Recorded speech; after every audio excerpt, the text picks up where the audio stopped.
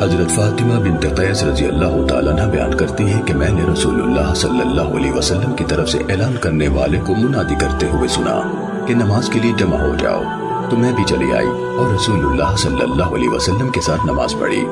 جب آپ نماز سے فارغ ہو گئے تو ممبر پر تشریف لائے اور آپ ہنس رہے تھے۔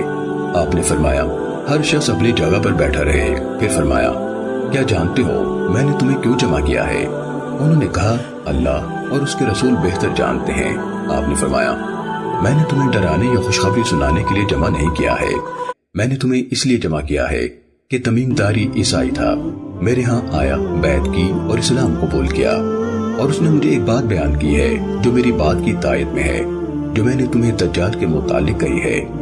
اس نے مجھے بتایا ہے کہ وہ ایک جہاز میں سوار ہوا، اس کے ساتھ قبیلہ لخم اور جزام کے 30 آدمی تھے۔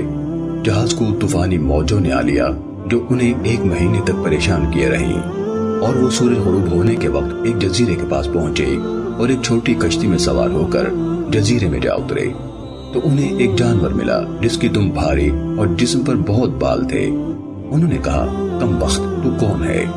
اس نے کہا میں جساسہ ہوں، اس گرجے میں ایک آدمی ہے، اس کے پاس جاؤ، وہ تمہاری خبروں کا بہت مشتاق ہے۔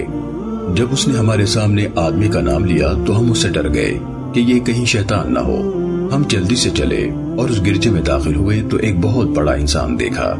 اس قدر بڑا انسان ہم نے کبھی نہیں دیکھا تھا، جسے بڑی سختی سے باندھا گیا تھا اور اس کے ہاتھ گردن کے ساتھ بندھے ہوئے تھے، اور حدیث بیان کی۔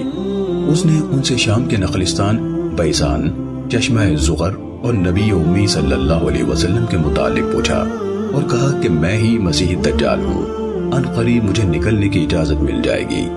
نبی صلی اللہ علیہ وسلم نے فرمایا دجال شام یا یمن کے سمندر میں ہے، نہیں بلکہ مشرق کی طرف میں ہے۔